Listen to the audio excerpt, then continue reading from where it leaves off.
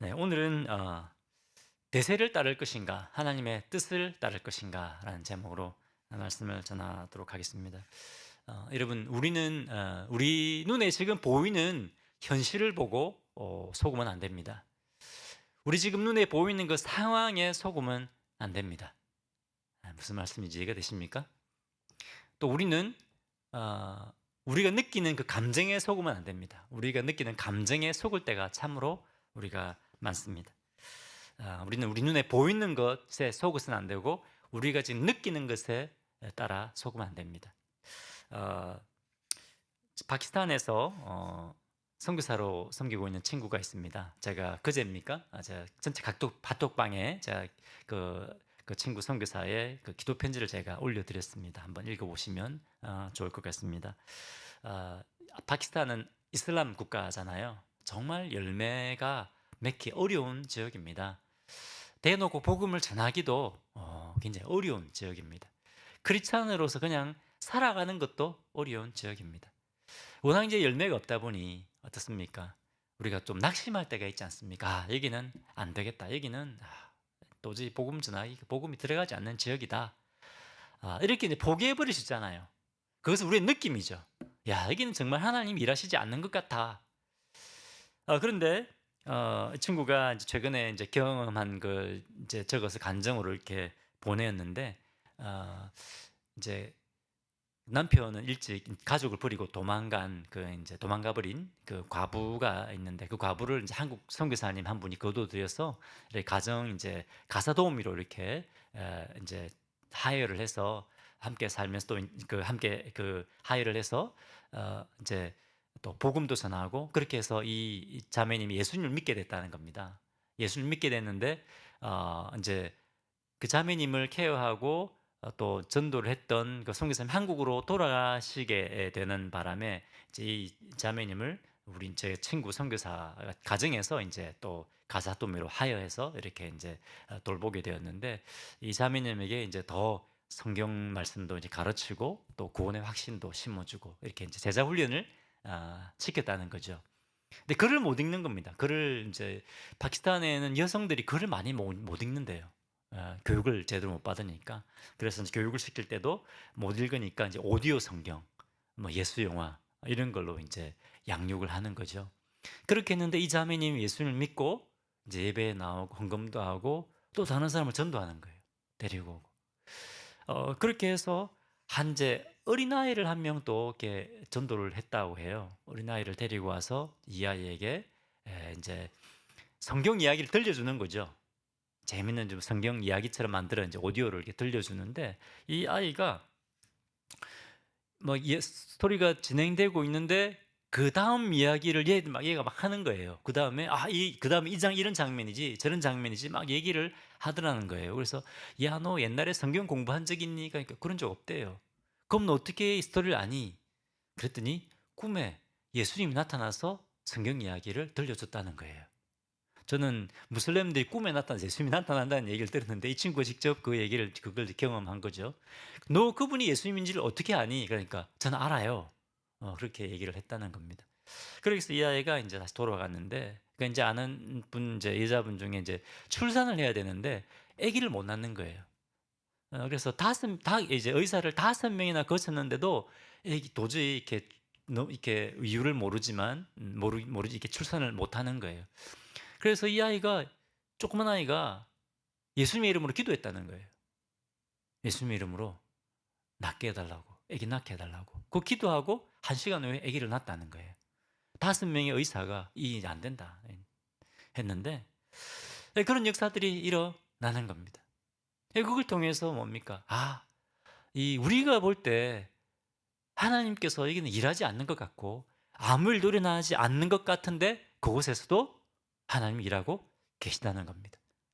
그런데 여러분, 우리는 지금 당장 눈에 보이는 것을 우리가 당장 보이는 그 상황을 보고 우리는 판단해 버리지 않습니까? 여기는 안 되겠다. 여기는 하나님이라. 여기 이 사람들은 너무 마음이 강박해서 안 된다. 그렇게 우리가 판단해 버리지 않습니까? 그것을 우리가 속는 겁니다. 그렇지 않습니까? 우리 눈에 보이는 것에 속고 또 지금 먼저 상황에 속고 우리 느낌에 속을 때가 참 많다고 하는 것입니다. 근데 여러분, 우리 믿음의 사람들은 상황을 보는 것이 아니죠. 어떻게 봅니까? 믿음의 눈으로 보는 겁니다. 아멘이십니까? 자, 옆에 계신 분들이 믿음의 눈으로 보십시오. 믿음의 눈으로 보고 믿음으로 행하십시오. 믿음의 눈으로 보고 믿음으로 행하십시오. 아멘이시죠? 네, 아멘. 네. 우리가 이 감정에 속을 때가 너무 많아요. 사탄은 계속해서 우리 눈에 보이는 것과 감정을 통해서 자꾸만 우리를 속이고 우리를 넘어지게 하려고 한다는 것을 여러분 깨달아야 됩니다. 마찬가지입니다. 오늘 제목, 설교 제목이 대세를 따를 것인가? 하나님의 뜻을 따를 것인가? 우리 믿음의 사람들은, 하나님의 사람들은 뭡니까? 대세를 따르는 것이 아니고 뭘 따른다고요? 하나님의 뜻을 따라가야 됩니다. 대세를 따른다는 것이 뭡니까? 사람들이 저 길로 가야 된다. 저 길로 가야 산다. 저 길로 가자. 몰려가는데 그것이 대세입니다. 그죠? 근데 우리 믿음의 사람들은 사람들이 몰려가는 곳으로 가는 것이 아니라 어디로 간다고요? 하나님의 길로, 하나님이 이끄시는 길로 가는 겁니다. 하나님의 사람들은 대세를 거슬러 가는 사람들입니다. 아멘이십니까? 네. 그렇다고 세상의 상식까지 우리가 다 무시하고 살아라는 말이 아닙니다. 그죠? 하나님의 뜻과 반대되는 대세라는 거죠. 그죠? 하나님의 뜻과 반대되는 대세를 우리는 따라가면 안 된다라고 하는 것입니다. 우리는 계속 압살롬의 그 반역 이야기에 대해서 성경 말씀을 묵상하고 있습니다. 사무엘하, 그죠? 계속 말씀을 묵상하고 있습니다. 이 사건을 딱 들여다보면 딱 나오죠. 그죠? 두 종류의 사람이 나옵니다. 대세를 따라가는 사람들과 그리고 누구죠? 하나님의 뜻을 따라가는 사람들 딱 나뉘는 것을 보게 됩니다. 첫 번째 유형은 뭡니까? 자기 유익을 따라가는 사람들이죠. 압살롬이 4년 동안 사람들의 마음을 훔칩니다. 백성들의 마음을 훔칩니다. 어떻게 합니까? 억울한 일을 당한 사람들이 예루살렘까지 찾아오죠. 얼마나 억울했으면 여러분 왕이 사는 예루살렘 성까지 찾아왔겠습니까? 그래서 바른 재판을 받고 그것을 바로잡으려고 하는데 압살롬이 어떻게 합니까? 성 밖에 딱 기다리고 있다. 그런 사람이 오면 얼른 가서 딱 만나는 거죠. 이야기를 듣습니다. 정말 이 사람이 관심 있는 것처럼 이야기를 딱 듣고, 야, 그래, 참 진짜 억울하겠다. 네 말을 들으면 참 맞네. 그렇지만 참 근데 너무 미안한데 다윗 왕은 너 같은 사람을 위해서 바른 판결을 위해서 재판관을 세우지 않았다. 미안하다. 거짓말하는 거죠. 그죠? 그렇게 하면서 내가 이 문제를 해결해 주겠다. 그렇게 하는 거죠. 그렇게 해서 4년 동안 사람들의 마음을 빼앗은 겁니다. 다윗 왕은 너같이 힘없는 사람들에게는 별로 관심이 없다. 4년 동안 했으니까 얼마나 많은 사람들의 마음을 빼앗았겠습니까? 수많은 사람들이 이제 압살롬을 쫓아가는 겁니다. 그래서 헤브론에서 압살롬은 이 왕이다 하면서 이 압살롬을 새로운 왕으로 세우는 겁니다.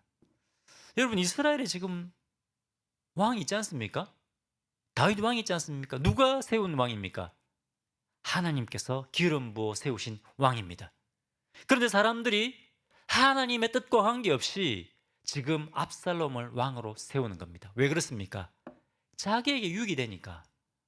이 압살롬을 왕으로 세우면 나에게 유익이 될 것이다 라고 생각하는 겁니다. 그러니까 하나님의 뜻과 관계없이 자기들이 원하는 왕을 세우려고 하는 것입니다. 이 첫 번째 부류의 사람들입니다. 하나님의 뜻과 관계없이 나에게 유익이 되면 내가 유익이 되는 길로 쫓아가는 사람들입니다. 또 비슷한 사람들이지만 그 다음에는 또 대세를 따르는 사람들이죠. 비슷한 사람들입니다. 이제 보니까 딱 이 사람들이 보니까 수많은 사람들이 지금 누굴 쫓아갑니까? 압살롬을 쫓아가는 겁니다. 다윗에게서 등을 돌리고 압살롬을 쫓아갑니다. 보니까 대세가 뭡니까? 이제 대세는 압살롬이다. 다윗은 끝났다. 이제 다윗은 끝났다. 계속 다윗을 쫓아가면 망한다. 이제 말을 갈아타야지. 그죠? 다윗에게 등을 돌리는 겁니다. 심지어 다윗의 수많은 신하들조차도 등을 돌리고 압살롬을 쫓아갔다는 겁니다. 여러분 시편 3편은 다윗이 압살롬에게 쫓길 때 기록되었다고 되어 있습니다. 2절을 보면 사람들이 뭐라고 했습니까? 시편 3편 2절에 이렇게 되어 있습니다. 이 다윗이 고백하는 거예요. 이 지금 상황을. 많은 사람이 나를 대적하여 말하기를 그는 하나님께 구원을 받지 못한다 하나이다. 뭡니까? 사람들이 이제 다윗을 향하여 다윗 끝났다 이제. 다윗은 더 이상 하나님이 함께 하지 않는다. 다윗에게는 구원이 없다. 이렇게 지금 손가락질하고 다 등을 돌렸다고 하는 것입니다. 그리고 사무엘하 15장 13절 보겠습니다. 15장 13절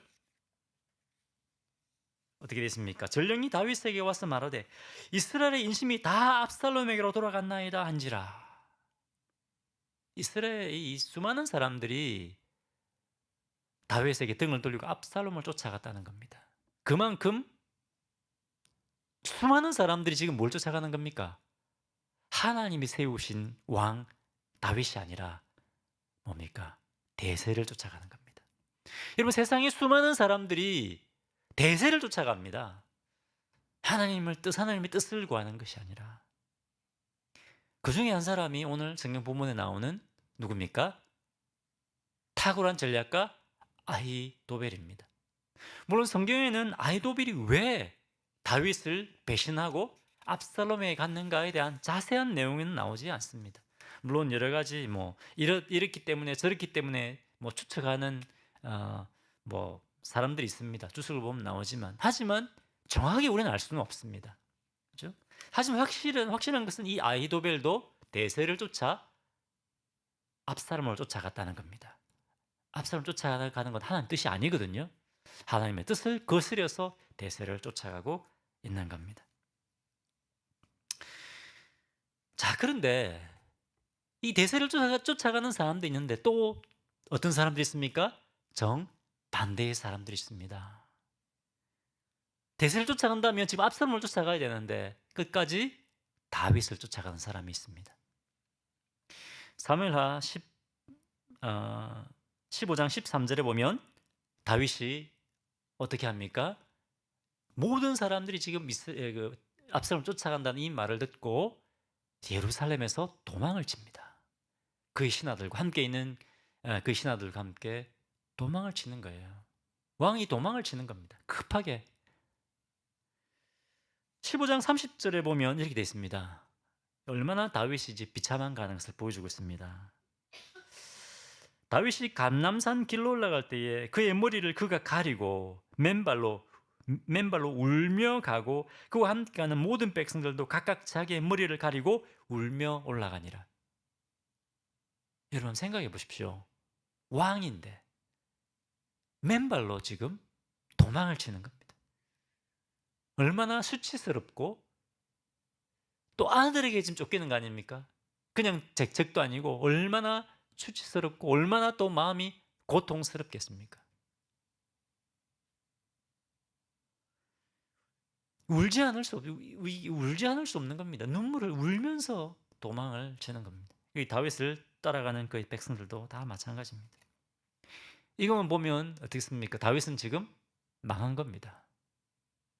그럼에도 불구하고 이런 다윗을 쫓아가는 사람들이 있었다는 겁니다. 사무엘하 15장 18절에 보면 누가 다윗을 쫓아옵니까? 보니까 블렛 사람, 가드 사람 이런 사람도 있습니다. 어느 나라 사람입니까? 이스라엘 사람들 아닙니다. 이 사람들 이방인들입니다. 무시당하는 사람들, 그죠? 이 가드 사람 600명이 다 용사들입니다. 다윗을 쫓아가는 겁니다. 또 15장 24절에 보면 누가 따라오느냐? 15장 24절에 보면 제사장 사독과 그와 함께한 모든 레위 사람들이 하나님의 언약궤를 메고 다윗에게로 왔다고 되어 있습니다. 이 사람들은 지금 대세를 쫓아가는 것이 아니라 자칫하면 망할 수도 있고 전 패할 수도 있고, 그죠? 지금 눈에 보기에는 패할 수도 있는, 다윗 쫓아가면 망할 수도 있는데 다윗을 쫓아가고 있는 겁니다. 그리고 오늘 본문에 나오는 후세도 다윗을 따라옵니다. 아히멜렉과 누굽니까? 아히도벨과 후세, 대표적인 사람들이죠. 이 두 사람 이야기가 오늘 나옵니다. 자, 그런데 오늘 본문을 보기 전에 지금 가장 큰 낭패를 당한 사람은 누굽니까? 뭐니 해도 다윗입니다. 그죠? 다윗입니다. 적에게 쫓기는 것만 해도 너무나 고통스러울 텐데 아들에게 지금 쫓기는 거 아닙니까? 얼마나 마음이 복잡하겠습니까? 만약에 다윗이 눈에 보이는 상황만 보았다면 정말 낙심할 수밖에 없었을 겁니다. 도망갈 힘도 없었을 겁니다. 그런데 뭡니까? 다윗이 이제는 나는 내 시대는 끝났구나. 이제 압살롬 시대가 왔구나. 단언하지 않습니다. 다윗은 자기의 느낌대로 행하지 않습니다. 느낌대로 했다면 어떻게 했을까요? 완전히 절망했을 겁니다.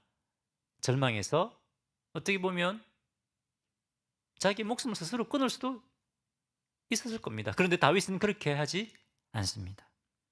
다윗이 이렇게 고백합니다. 사무엘하 15장 25절 같이 읽어볼까요? 사무엘하 15장 25절입니다. 읽겠습니다. 시작.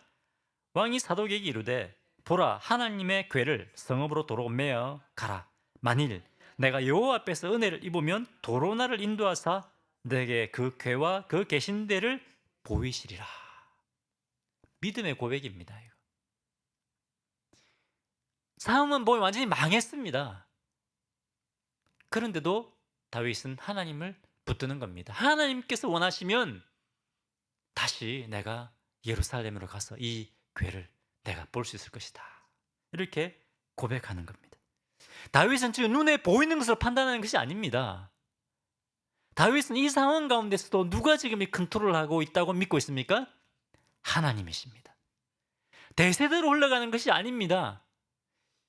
이 세상은 대세대로 흘러가는 것이 아니라 하나님의 뜻대로 흘러가는 것입니다. 아멘이십니까? 하나님이 주권자이십니다.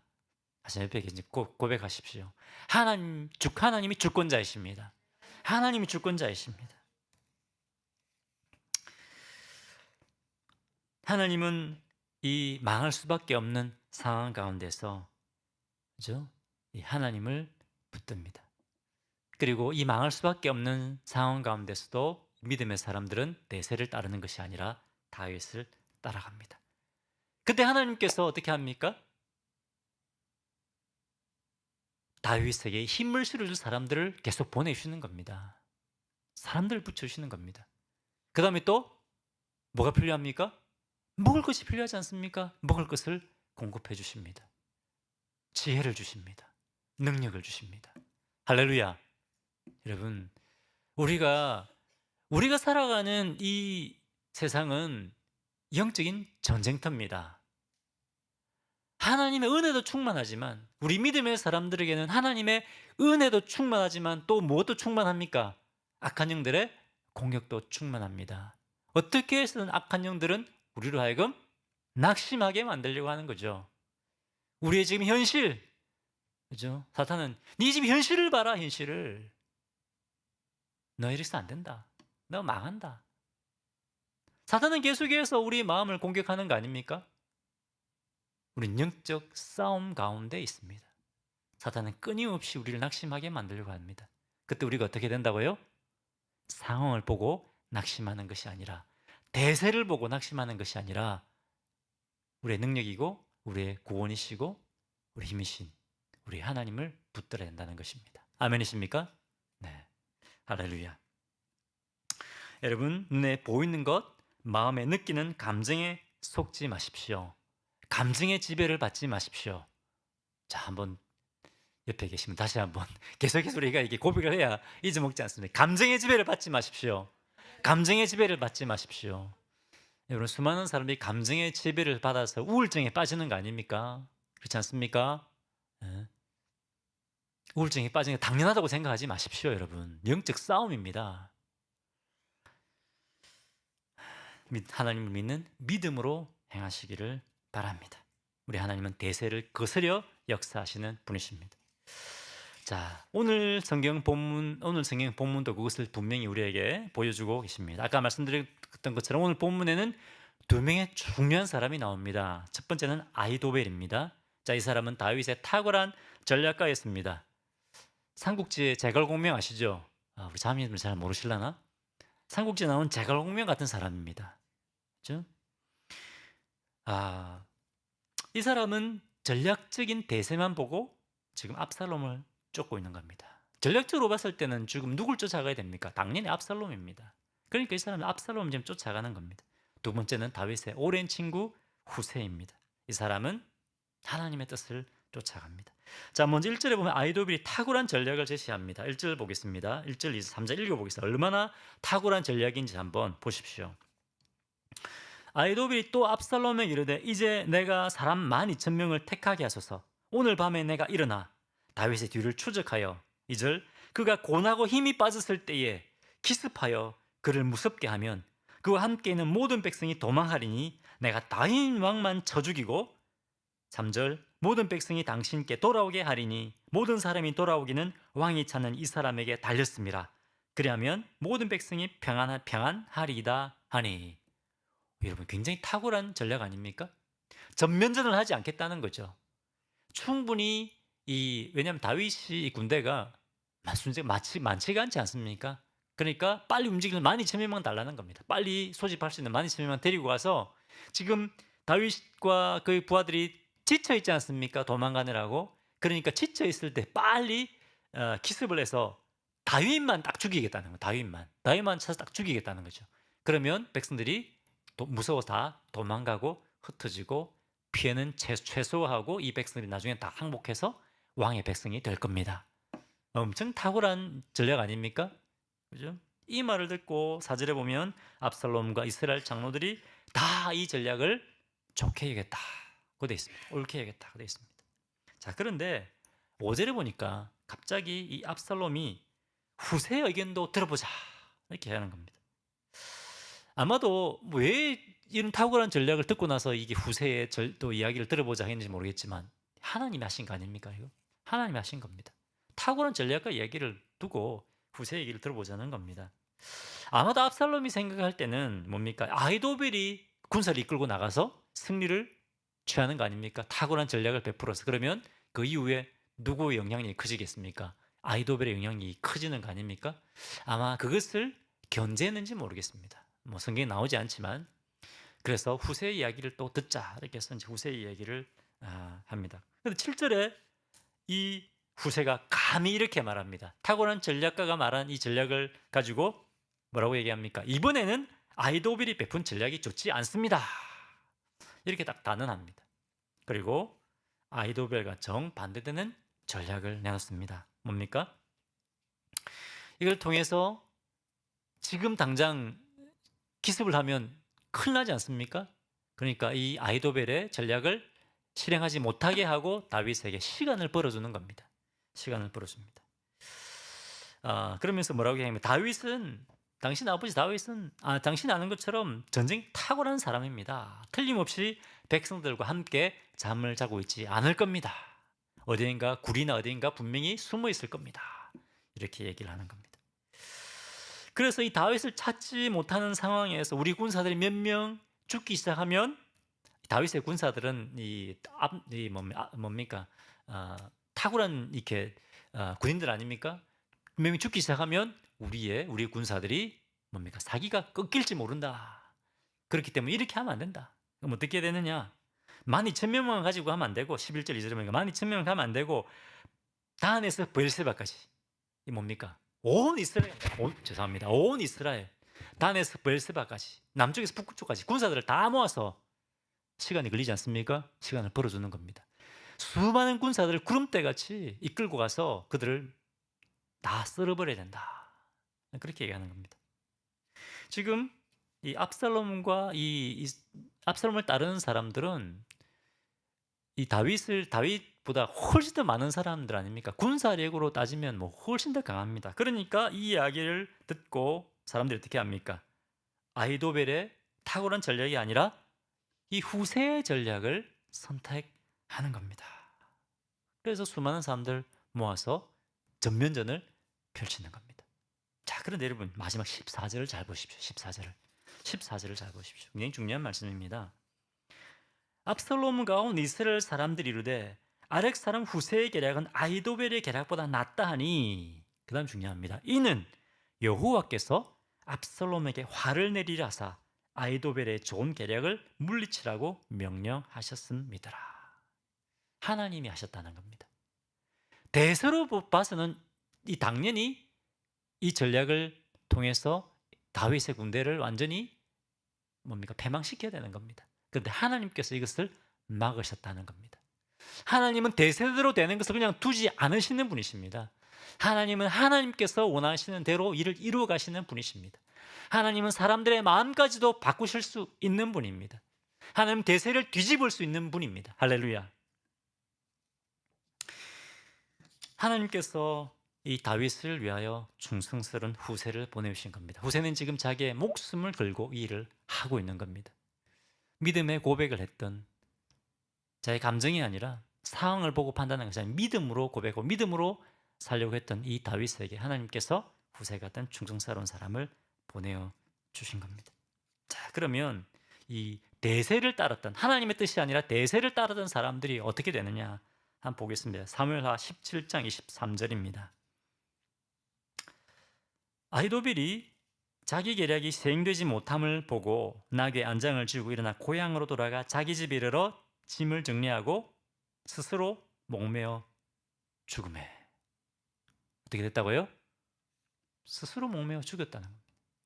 비참한 최후를 맞이하게 됩니다. 압살롬 따라가면 이긴다고 생각했습니다. 이것이 성공하는 길이다고 생각했습니다. 그런데 그것이 아니라 죽음의 길이었다는 겁니다. 망하는 길이었습니다. 아히도벨뿐만 아닙니다. 압살롬을 쫓아갔던, 대세를 쫓아가는 수많은 사람들, 사무엘하 18장 6절에 보면 이렇게 되어 있습니다. 그날 압살롬을 쫓았던 사람들 2만 명이 전투에서 죽임을 당했다 했습니다. 2만 명이 죽임을 당했다. 우리가 이긴다라고 했던 사람들 죽임을 당한 겁니다. 압살롬이 군사력으로는 압도적으로 세습니다. 압살롬이 이길 수밖에 없는 전투였습니다. 하지만 하나님께서 그렇게 하지 못하게 하신 겁니다. 8절에 보면 왜 그랬나? 그날에 수풀에서 죽은 자가 칼에 죽은 자보다 많았더라라고 되어 있습니다. 전쟁에서 다윗의 군대에 칼에 맞아 죽은 사람들보다 이 수풀에서 어떻게 죽은지 모르겠지만 절벽에 떨어 죽었는지 어떻게 했는지 모르겠지만 이 수풀에서 죽은 자가 훨씬 더 많았다고 되어 있습니다.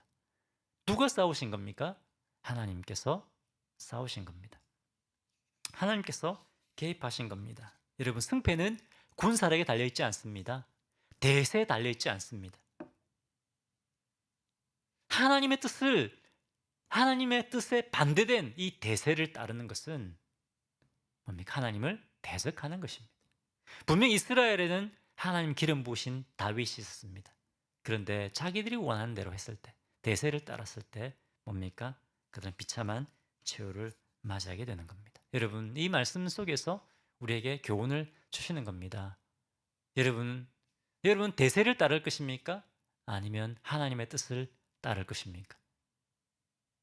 오늘 말씀에 수많은 이스라엘 백성들이 뭘 따랐습니까? 대세를 따라갔습니다. 하나님의 뜻을 거스리고. 하나님의 뜻을 따르는 사람은 소수에 불과했습니다. 우리는 어떻게 하겠습니까? 오늘날도 마찬가지 아니겠습니까? 많은 사람들이 눈에 보이는 것에 속습니다. 현상만 바라보고 나가려고 합니다. 여러분, 우리는 우리 눈에 보이는 것에 속지 말아야겠습니다. 믿음의 눈을 떠야겠습니다. 아멘이십니까? 믿음의 눈을 뜨시고 감정에 속지 말고 여러분, 믿음으로 사시는, 우리 믿음으로 승리하는 우리 성도들 되시기를 바랍니다. 아멘.